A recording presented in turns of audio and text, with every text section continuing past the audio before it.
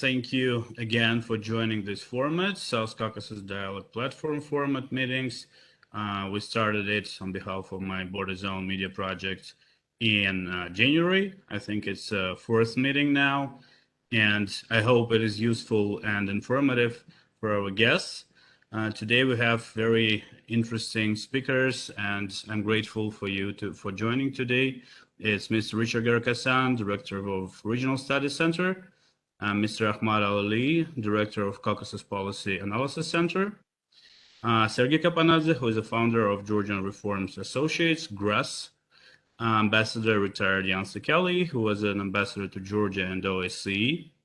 And in the second half, Ambassador Gigi Gigiadze from EPRC will also present us his new OpEd, very interesting material about regional formats, and we will discuss it further. So today I would like to start with the first half, talking about regional developments, how you see it at the moment, your analysis. We have many news coming every day. Actually, in Georgia, during these 2 days, we had a visit of Secretary of Defense of the United States. Today and yesterday in Azerbaijan, and today in Georgia, we have NATO Special Representative, Mr. Javier Colomina, and like lots of developments, including statements of Prime Minister Pashinyan, who last week he said that he's ready, Armenia is ready to open communications. We saw tensions between Azerbaijan and Iran, so lots of very interesting developments. And I would like to start, please, with Mr. Richard Garakasan, Director of Regional Studies Center, and please provide your vision of what's going on behalf of, from the view of Armenia. 5 minutes, please. Well, thank you very much for the opportunity. One clarification, we're starting from Armenia in alphabetical order, without any political symbolism. But I am fortunate to begin because I would highlight 2 positive recent developments. And it's rare enough that we can actually talk about positive developments in the post-war situation. The first positive trend is something that happened in New York, of all places, last month on the sidelines of the United Nations General Assembly. We see the beginning of an important return to diplomacy, a resumption of diplomatic mediation by the OSCE's Minsk group, and a very significant meeting between the Armenian and Azerbaijani foreign ministers. In this context, it's very important that there is no alternative but a return to diplomacy. And this resumption of diplomatic engagement is also significant given the agreement for the return of the OSCE Minsk group to the region before the end of the year. At the same time, this also establishes an opening and an opportunity for both U.S. re-engagement and also European engagement. The second positive development from the Armenian perspective is the one area of quiet diplomacy that has been successful: the working group on the restoration of trade and transport between Armenia and Azerbaijan under Russian facilitation. The resumption of these meetings and this working group offers a broader opportunity, including Armenia-Turkey normalization and a recognition that economics and trade are now, for the first time ever, more important and effective incentives for post-war stability. Against that backdrop, however, and as significant as these 2 opportunities are, it's very important from an Armenian perspective that the lingering challenge and urgency of the full and complete return of all prisoners of war be completed in order to strengthen the increasingly fragile ceasefire. The second challenge is the challenge to Georgia. From an Armenian perspective, the bilateral relationship with Georgia has gained increased significance. Georgian mediation is now much more welcome and much more effective, especially given perhaps a Russian challenge or agenda to try to isolate Georgia from the broader regional context. So let me stop here and note and reiterate the rare degree of 2 positive developments. the resumption of diplomacy, and renewed focus on the working group on trade and transport.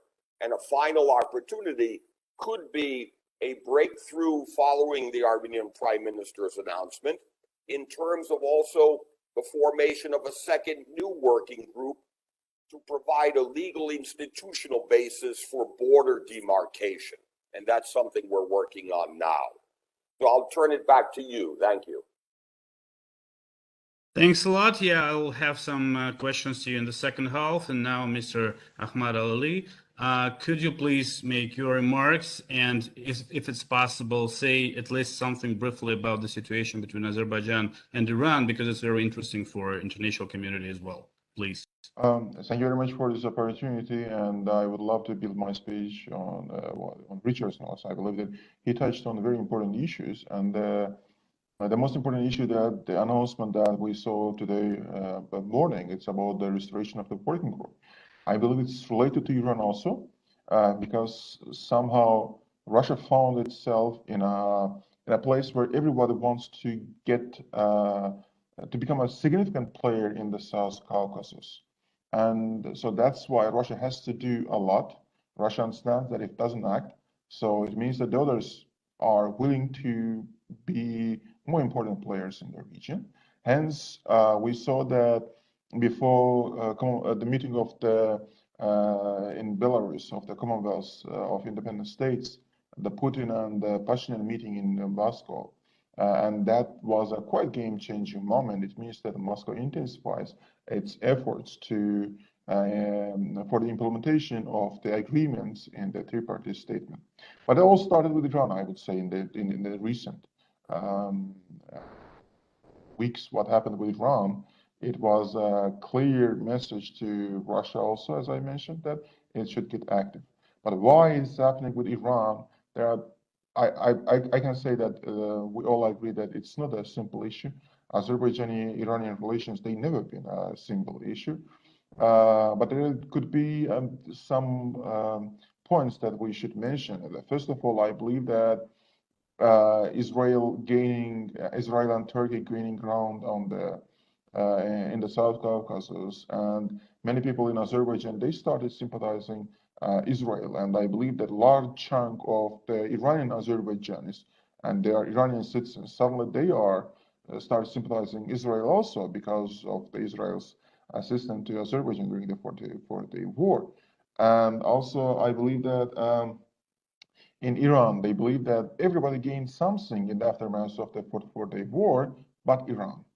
And it is quite a nervous moment for the decision makers in Tehran, because they see Turkish advancement in the region, they see Israel advancement in the region, they see Russian advancement in the region, they see the frequent visits from the high-ranking European and the United States officials to the region, but there is no place for Iran, and that makes Iran a bit nervous, and Iran has to act. So that's why Iran wants to be more bold, and they understand that they have to make sure that the new developments that going to take place about the corridors, about transit routes, everybody listen to Iran, and Iran has something to say on this issue.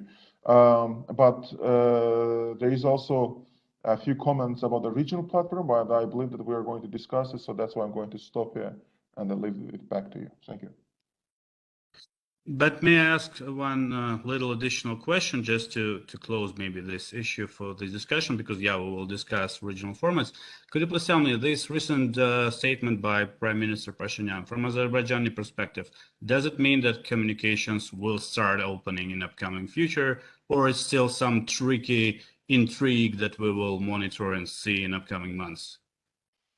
It's definitely a positive signal for Azerbaijan, but still, Azerbaijan is talking about the corridors, and Armenia talks about the transit the links.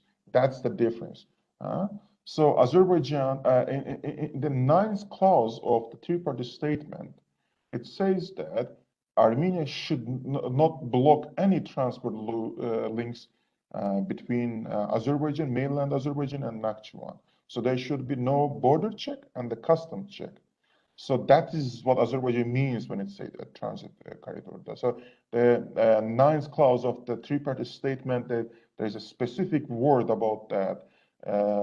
If you compare it to what it says about the Lachin corridor, there is nothing about that there should not be any blockage of the transit route. But when it talks about the transit links connecting Azerbaijan to mainland Azerbaijan to Nakhchivan, that's what's saying. So Prime Minister Pashinyan's statement that lacked that point, that it was not clear enough. So that's why I believe that it leaves a lot of questions open. But again, it's a positive signal to Azerbaijan. Yeah, I think I would ask Mr. Richard Garkasyan in the next half to comment or maybe to provide Armenian position in this regard.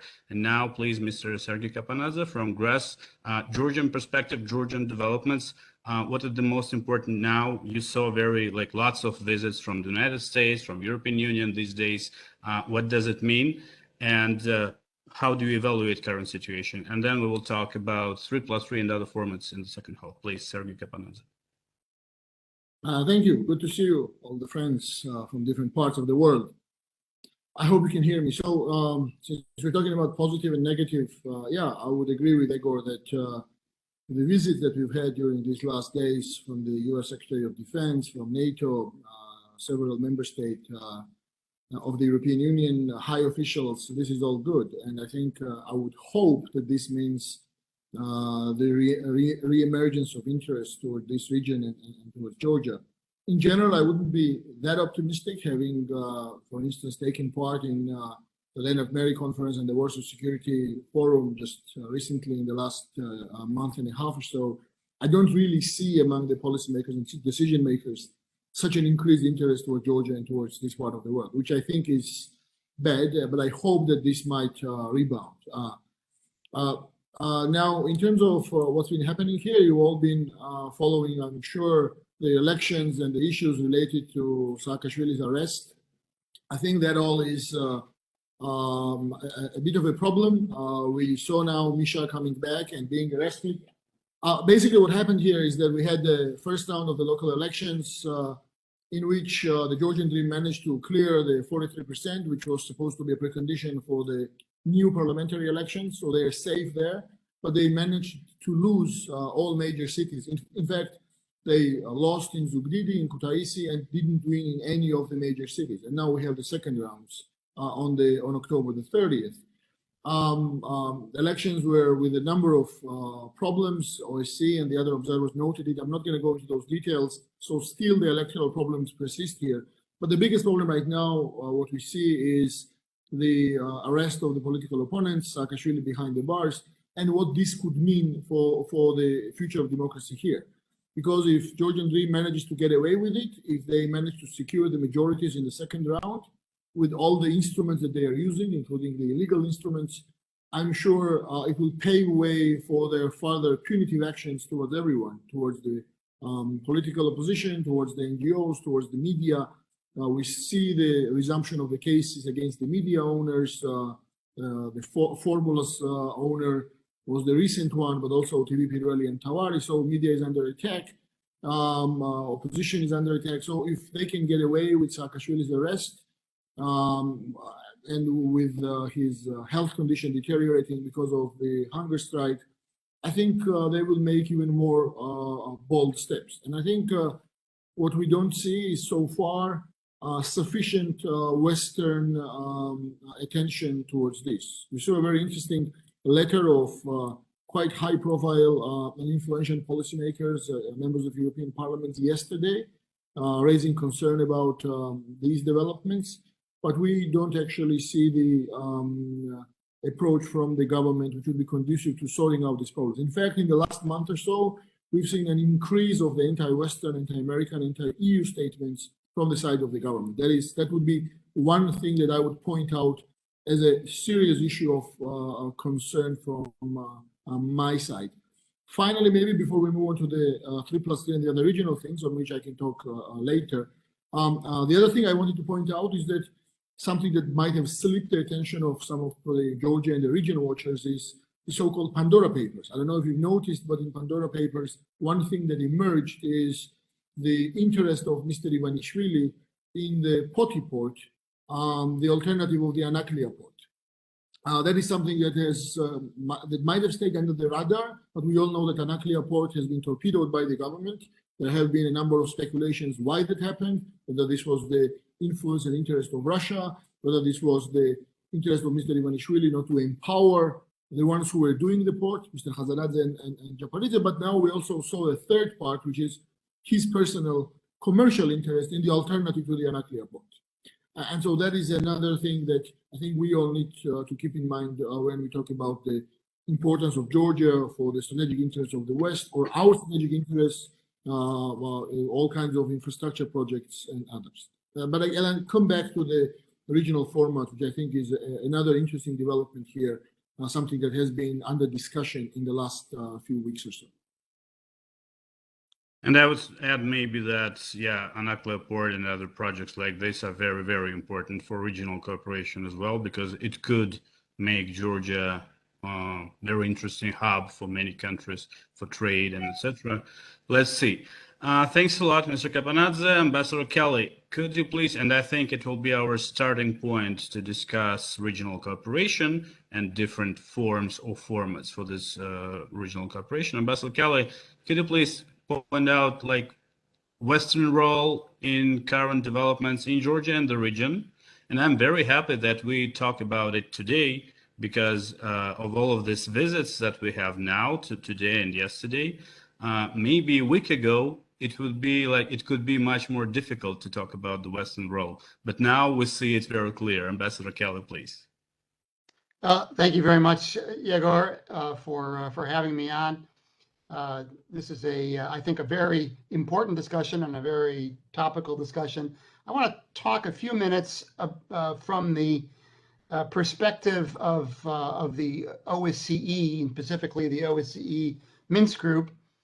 As many of you know, I was the interim co-chair, American co-chair, for about 10 months between 2012 and 2013. And there were some underlying principles for the possible resolution for the conflict in Nagorno-Karabakh. And in my first meeting with the foreign ministers, a senior Azerbaijani official took me aside and said, I want you to know that Azerbaijan has one red line, and that's no Russian peacekeepers in Nagorno-Karabakh. And I remember distinctly his reason was once Russian peacekeepers arrive, they never leave. And so when I heard about the resolution of, or the ceasefire, I should say, not the resolution of that terrible war last year, I was distressed, if not surprised, that it was a Russian-only peacekeeping force. And this is, I think, indicative of Russia's attempts really to assert as much as possible its hegemony over its former imperial lands in the South Caucasus. But I also very regretfully have to say that this Russianization of the negotiations and of the peacekeeping really has been enabled by the West. I have seen over the years a willingness by the West to subcontract the negotiations between the sides to Russia, and unfortunately a disengagement of senior American officials from the problem. And I think under Obama, it was very much a transactional approach to it. What's in it for the United States? Is this something that the president can put in his win column? And of course, we couldn't say that. And there was a similar disengagement from Paris as well. So we are faced now, I think, with instead of having an inclusive engagement of the West in the conflict, we are seeing, as I say, the Russianization of it.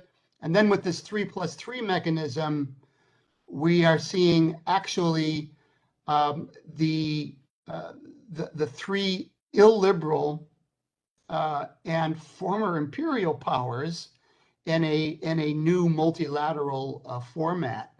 That is, of course, Turkey, Iran, and Russia.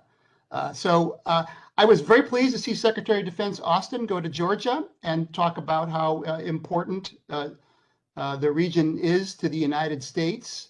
And I would hope that going forward, that the West, Europe, and the United States would look at more connectivity with this area rather than exclusively making it the purview of Russia, Turkey, and Iran. Revive these connections. And of course, the connective tissue here is the Black Sea, and the West desperately needs a Black Sea policy. Thanks a lot, Ambassador Kelly. And after other statements and speeches, I will ask you a second question, and I will ask you to think about it. My question will be, what could West do in reality on practice on the ground? And of course, yes, Russia is like a leader of the process at the moment, but maybe the West didn't do something to become, I don't know, try to engage as well, starting October, November 2020. I mean, the Karabakh War. So the question will be, what should West do in this regard? For now, I will ask Ambassador Gigiadze. EPRC, and I think Ambassador Gigiadze as well, prepared very interesting material about 3+3 formats and the view from Georgia on this format. So please, could you please present this material? Yes, thank you very much. Once again, good evening, and thank you to all participants for the interesting topic and interesting discussion, and thank you, Igor, for having me on this panel. Yes, as you correctly mentioned, we have prepared the new OpEd co-authored by the Ambassador Shota Guineria and the executive editor of the American Interest Georgia, Mr. Zaza Shengelia. And we try to analyze the history of the similar so-called regional initiatives coming from the different parties and stakeholders throughout the last 30 years, and how they have evolved throughout this time, and why the Georgia should immediately reject any kind of initiative or proposal where the Russia will be the part of. First of all, Russia is well known. Russia doesn't recognize the Georgian territorial integrity and sovereignty, and it currently occupies more than 20% of our land. And from the Russian perspective, it's actually not 3+3 means 8 and not 6.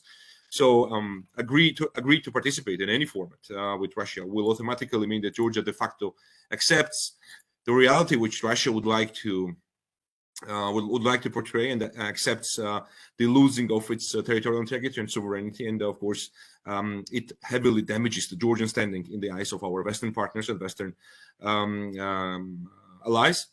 Secondly, as you already mentioned, Russia tries to portray itself as the main negotiator, as main, as peacekeeper, if you wish, in the region, and it will try through any such kind of formats to isolate the West from this part of Europe, and to gain the upper hand on the political decision making in this process of the peace building. But of course, Georgia, from the Georgian perspective, it will of course be heavily, it will be very heavy to accept that it will not be considered anymore as a foothold of the Western interests and the Western values in the region. So we try to analyze all these topics very thoroughly in our OpEd, which has been, by the way, currently published in the Georgian language, but tomorrow it will fall in the English translation, will follow shortly. So you are very much welcome to have a read, and please stay tuned. Yeah, I mean, this topic remains very interesting after the recent statement of our Minister of Foreign Affairs about the possibility of considering the possibilities of our participation in any major regional installations and regional projects. Thank you very much once again, and please feel free to ask. I'll be very happy to participate in any conversation on this on that matter. Thanks. Yeah, thanks a lot. And I will send the link for this video together with the link for this OpEd in English language so everyone could read it. Mr. Richard Gerkasan, please, I would like to ask you two things. First, if you can please, and it is connected with regional formats, provide briefly, if possible, position in regard to opening communications, whether Armenia is opening communications. And the second issue, of course, what is Armenian position towards 3+3 format or other regional cooperation formats? Do you see any, if Armenia is not like supporting this one, for example, do you see any other offers that could be initiated, please? Well, first of all, I think for Armenia, there's no alternative. In other words, the restoration of trade and transport, the opening of closed borders, the establishment of new links is a way for Armenia to overcome isolation, and in many ways for Armenia to be more of a transit state to counter the overdependence on Russia. So I really don't think there's much debate in Armenia, whether it's opening the borders and reopening the border with Turkey. At the same time, however, border demarcation is also essential in terms of a de-escalation of border clashes, incursions into Armenia. This is something quite separate and distinct from the Nagorno-Karabakh peace process. But I do think Armenia really has no alternative but to proceed with the implementation of negotiations over the restoration of trade and transport. And I do think this is a win-win.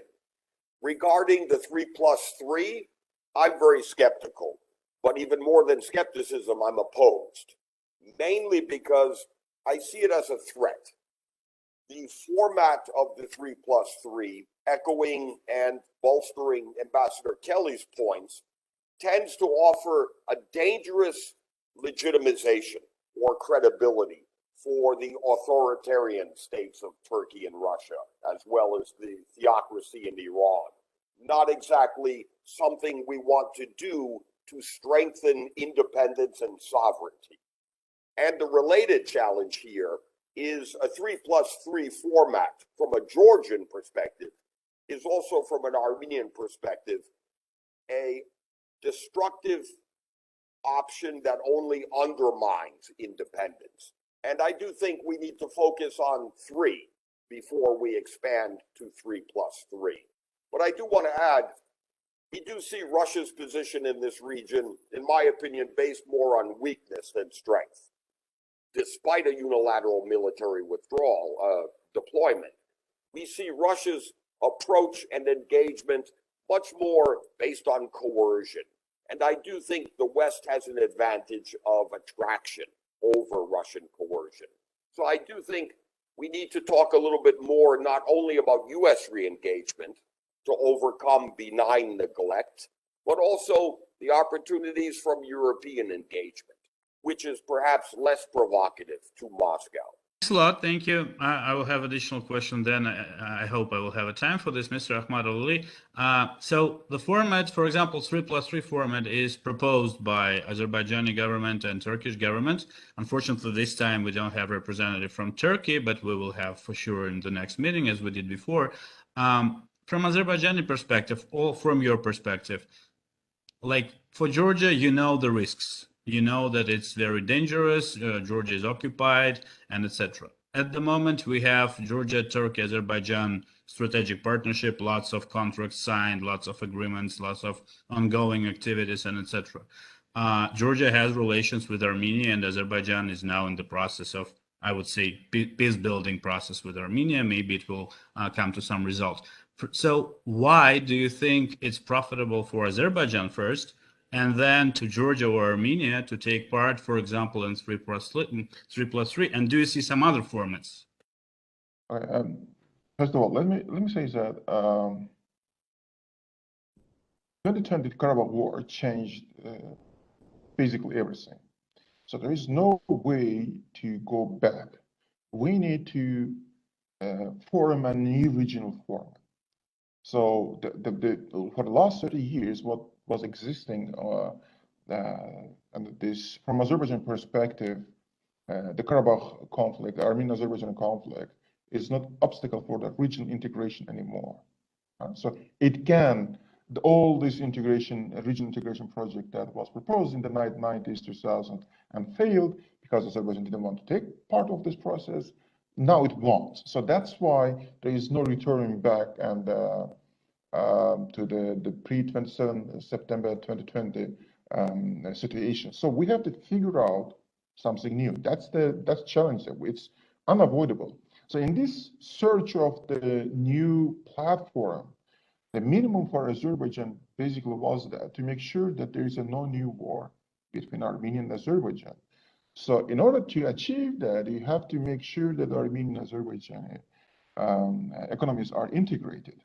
When you integrate Armenian-Azerbaijan economy, Azerbaijan-Georgian economy is already integrated, and you cannot leave Georgia apart from this regional platform because it might seen as under Georgia the integration. So that's why, and many people in Georgia back then, there was quite many social media sharings about the transit routes and the economic cooperation between Azerbaijan and Armenia. Azerbaijan and Georgia getting a bit weaker because of what's happening between Armenia and Azerbaijan.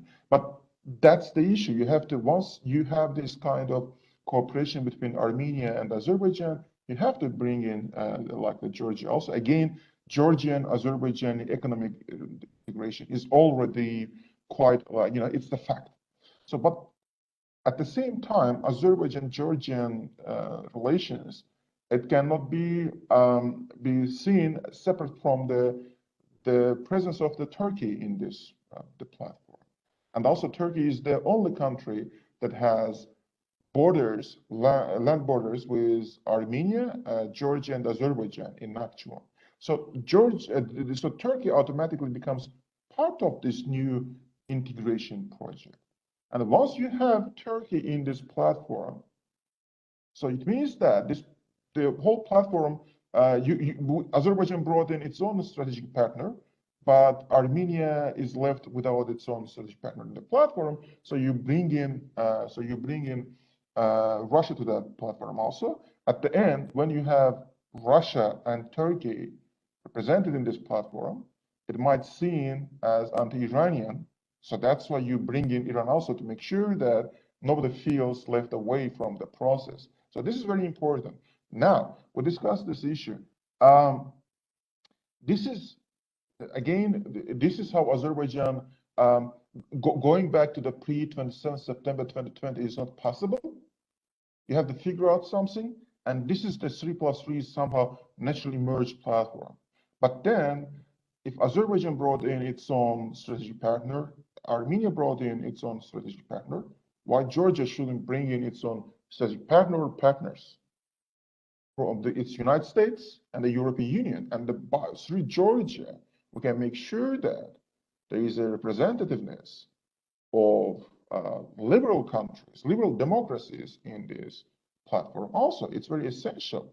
And I believe that for many in Azerbaijan, including myself, I would say that it's quite a wishful scenario when Georgia acts like that and brings in European Union and Americans, the United States to the process. That would create it. Again, this is the alternative platform, but the President Aliyev several weeks ago, he said that he mentioned that if somebody doesn't want to take participation, it can leave. It was said at the height of the Iranian-Azerbaijani, tensions. So it means that this idea is quite a flexible idea. It's not something fixed. We can work on that. So right now, the idea is, from Azerbaijan perspective, is to make sure that there is some sort of regional integration. But how you achieve it, like that these three countries integrated without not integrating somebody from outside, it's very, very hard. But what we can do if we are situated in the middle of the non-liberal countries, this is the geography. So, but again, this is the idea. 3+3 is open for discussion. Thank you.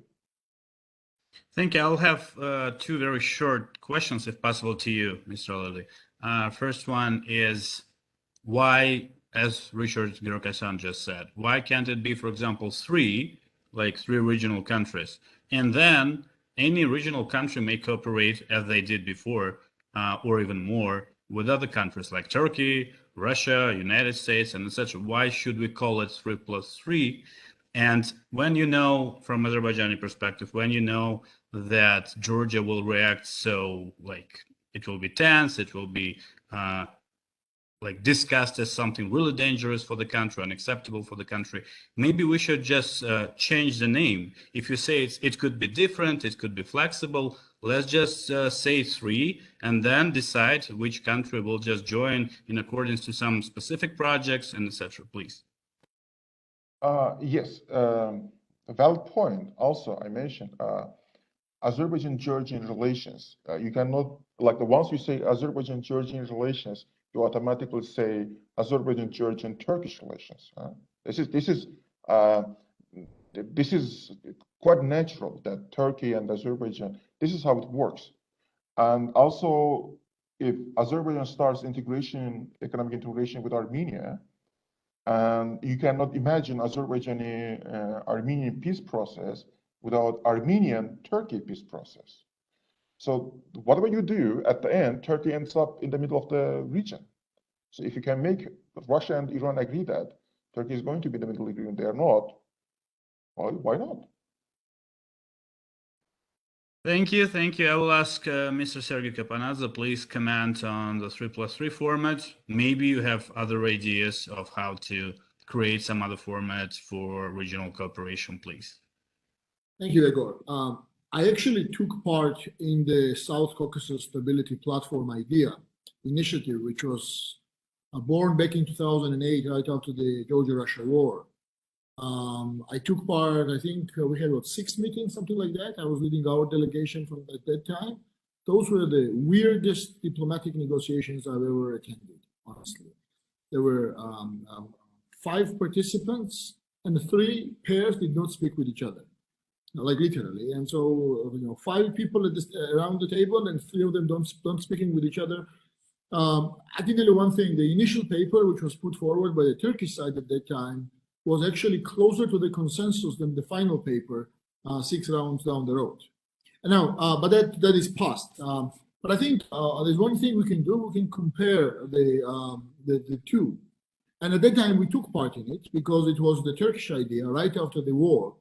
And Turkey, at that time, if you remember, made a very interesting gesture supporting our territorial integrity, even visiting Abkhazia. In other words, taking our side in their confrontation. And then their idea came forward, and we kind of agreed. Russia agreed reluctantly, I would say. And we took part in those meetings together with the Azeri and Armenian friends and Russian colleagues. But everybody was waiting for that to collapse. There was no interest from any side to see that as a successful format. And then Turks at that time were very pragmatic. When they saw that there was no future in that, they actually suspended the meetings. So I would say the major difference is that if this one actually launches with the Georgian participation, I don't see how this will not be protracted for years, and how this will not create the illusion among our Western partners that these countries in the South Caucasus region are dealing with the problems themselves, with the Russian, Turkish, and Iranian participation. I don't think that is conducive to our interests at all. Now, the other difference is that at that time, Iran was not present.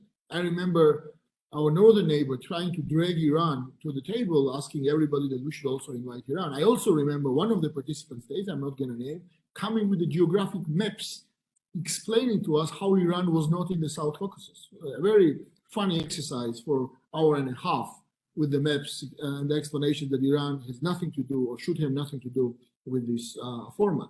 So now this is the format in which there's a clear Russian interest, clear calling from the Minister Lavrov how important it is for us to take part in it. And we also saw the Secretary of Defense of the United States yesterday making a statement, basically saying that Russia first needs to abide with the agreements it has signed, like the August 12, as opposed to dragging Georgia into something new. So I think it's very clear for us that it's not in our national interest to take part in these kind of formats. This is going to be a swamp from which it will be very hard to climb out. Now, this is not to say, however, that Georgia should cooperate with Azerbaijan and Armenia in the regional whether this is the connectivity programs or whatever, because we have excellent relations with both. And if there is a perspective for the regional economic further cooperation, obviously this is not going to happen without Georgia. So whether this is the transit route or whether this is new ideas and new initiatives in the economic field, I think we should be on board. But I don't believe in the regional formats with the Russian, Turkish, and Iranian dominant roles in that.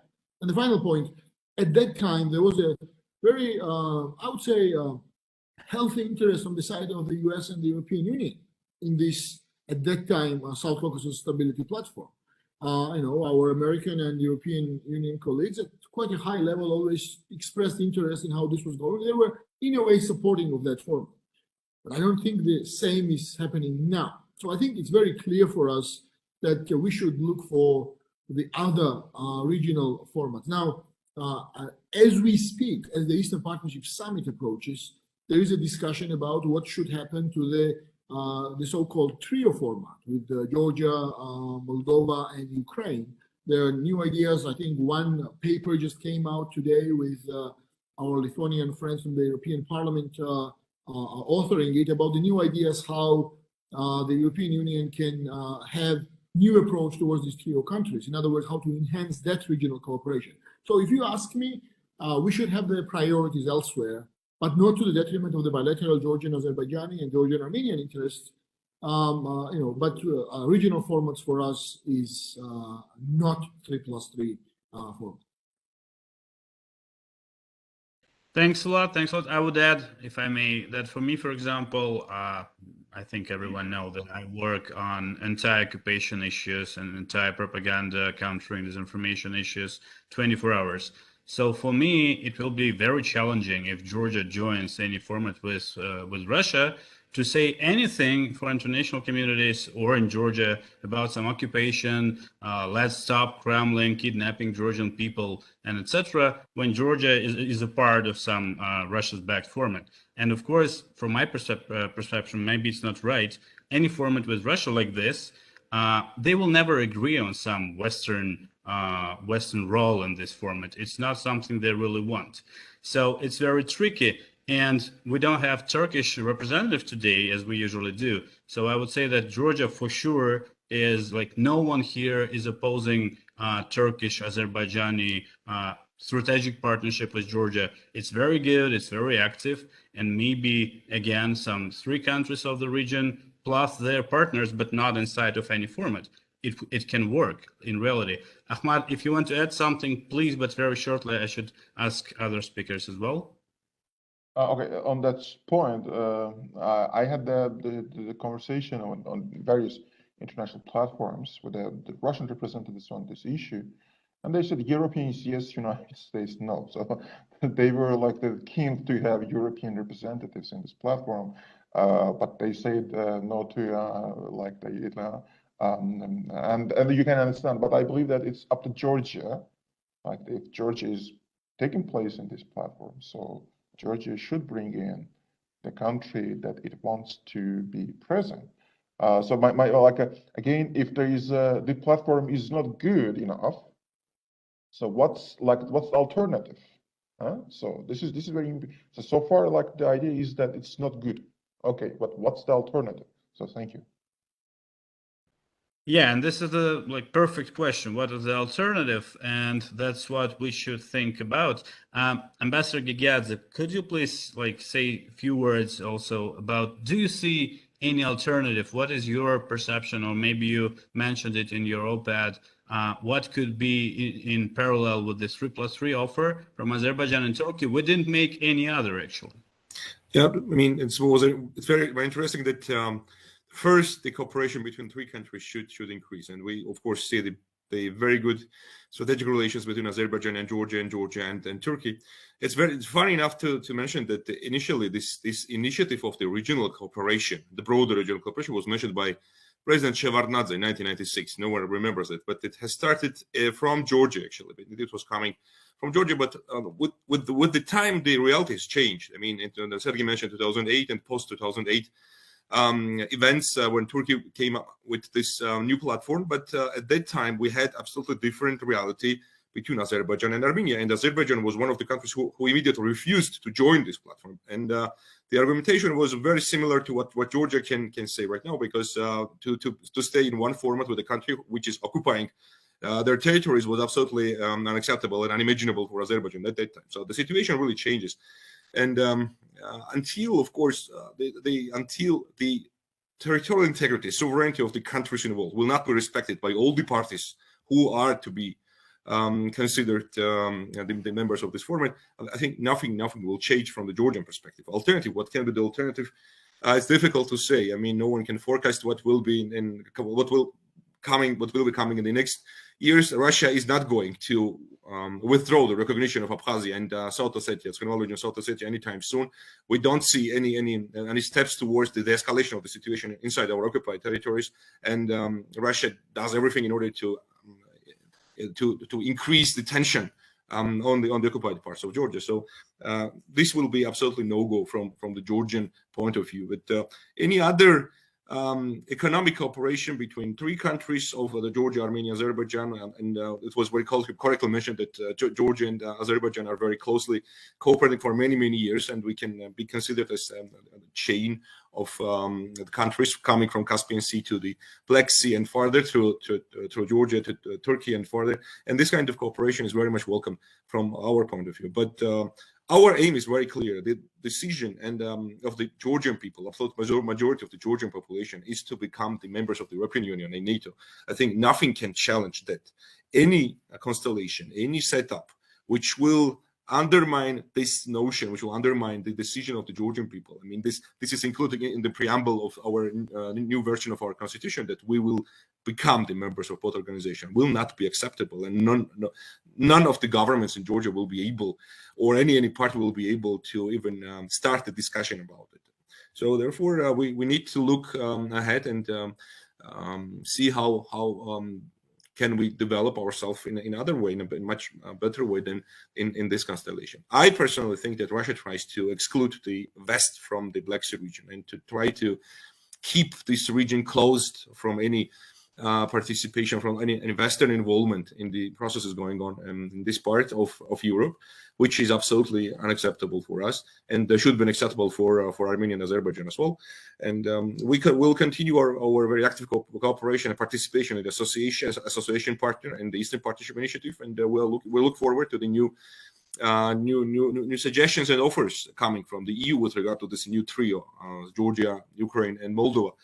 But now it will be difficult for me to forecast what would be the best or agreeable solution for everyone. Sure. Thanks a lot for your comments. And I would just add again that from Georgian maybe perspective, like, yes, Georgia has outstandingly very good relations with both Azerbaijan and Turkey in regard to this format, and of course with Armenia. So if Armenia now is able to join this cooperation, or will be able to join this cooperation, just join, why not? And that's it. I would like to ask I'm very sorry, Ambassador Kelly, for asking this, but you are representative of the West today. And as you said, there is no West in this process. There was no West, and Russia took the leadership role. But whose fault is that? Did the West do everything needed to be in parallel with Russia taking part in conflict resolution? And what role do you think the West should take now, please? Thanks, Yegor. If I could start with just a brief comment on the 3+3 format, I think, just to be very clear, I think the 3+3 format in the medium to long term is a dead end. It is by definition a limited arrangement, and it's a limiting arrangement. When you look at the +3 participants, Russia seeks to limit Georgia's foreign policy priorities. Iran seeks to limit Azerbaijan's foreign policy choices, particularly vis-a-vis Iran. And there historically are few more fraught relationships than the relationships between Turkey and Armenia. I really think it is time for the West to step up and try. I mean, we have we have configurations, of course. In Europe, we have NATO and the EU, and we have the 3 Cs initiative with 12 EU countries, but there's no connectivity across the Black Sea. And I think it is time for the West to step up. It's in the West's interests to have a more resilient and secure states on the southeast flank of NATO and the EU. And I really think that's the way to go. We would need, of course, the help of the 3 Caucasus states as well. The 3 Caucasus states would have to talk about reinvigorating this inclusive arrangement, which existed before via the OSCE. Why invent a new multilateral configuration when there is already an inclusive multilateral configuration that includes economic initiatives, and that's the OSCE. But it is so this is the sovereign choice of those 3 countries, of Armenia, Azerbaijan, and Georgia. And I've yet to hear. Well, maybe that's not fair, but there needs to be a strong voice saying that we want connectivity beyond our immediate neighbors for us to really become prosperous, resilient states. We need trade and investment. We need new trade routes. Obviously, we need good relations with our immediate neighbors, but for real growth and prosperity and true security, we need a more inclusive arrangement for our 3 countries. Just a brief question, Ambassador. Do you think maybe OSCE Minsk group for some regional countries, it became not, as they say from time to time, not very effective? And let's just think about some alternative, because I agree with Azerbaijani and Turkish experts when they say we offered something, you offer something else. So would you say that, for example, for United States, Europe, the West, joining some 3+3 West is possible? I think given the important trade relationship between the U.S. and the EU, I think that some kind of 3+X would have to include the EU and more broadly the United States. And I can see how that would be possible if this was just the decision of the 3 countries and the EU and the US. But I fear that that Russia, given its track record over the last 10 years or so, elbowing out the US and France, for example, from the Nagorno-Karabakh conflict, elbowing out the United States in other kind of security arrangements in Central Asia after Afghanistan. The goal of Russia seems to be to prevent such an arrangement. But that's why I say this, really the 3 countries themselves have to take the initiative and say, what do you want? Don't let other countries dictate to you what the arrangements should be. Thanks a lot. Thanks a lot. So like to finalize, and I would ask now briefly comment on some recently offered by Georgian side, some platform, our distinguished expert from Armenia and Azerbaijan. But like to finalize, as I see again, 3+3 format for Georgia and maybe Armenia is not something like really effective, but I would agree that yes, of course we have OSCE Minsk group, but some regional players do not see it as effective. It's understandable. So maybe we should think more actively about some new formats that will be appropriate for all sides, like not specifically 3+3, but something else that could really work. 3+3 will not, because like for Georgia, it's just impossible. And recently, I don't know whether it is possible also because there is no Russia.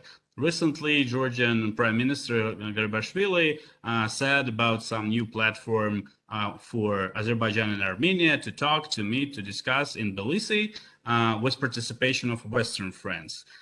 Please, Richard and Ahmad, what do you think about it? Richard, floor is yours. Well, to be honest, I think we're putting too much energy into the discussion on this format or that format. I'm much more focused on the substance, the content. In other words, we've now seen an optimistic, promising return to diplomacy. All we have is a fragile ceasefire with the unilateral Russian deployment of troops in Nagorno-Karabakh. In other words, the practical urgency is actually basic minimum diplomatic engagement between Armenia and Azerbaijan, the return of prisoners, an end to border clashes, rather than any kind of substantial opening or ambitious program of a 3+3+3. In other words, it's not the mathematics that counts. It's a human calculus of real security and stability. And in this post-war environment, I do think the view from Baku, the view from Armenia is the status quo is very fragile. The post-war outlook for stability remains unresolved. And until we can actually solve the challenge and burden of reopening borders that have been closed for far too long, restoring trade and transport links, building bridges not just to each other, but also with Georgia, playing a mediating role, until these pressing issues are resolved, I don't see any real statesmanship or strategic vision in terms of the format. And in conclusion, I would say there is no conclusion. This is very much a dynamic, not static process. Thanks a lot, Mr. Ali. I think you heard, of course, about the statement by Georgian Prime Minister when he said that we offer some new platform for Azerbaijan and Armenia with participation of Western friends. We don't have any details, unfortunately, but like there is no Russia or Iran and etc. How do you look at it? Is it profitable for Azerbaijan? Does Azerbaijan need this platform in Tbilisi?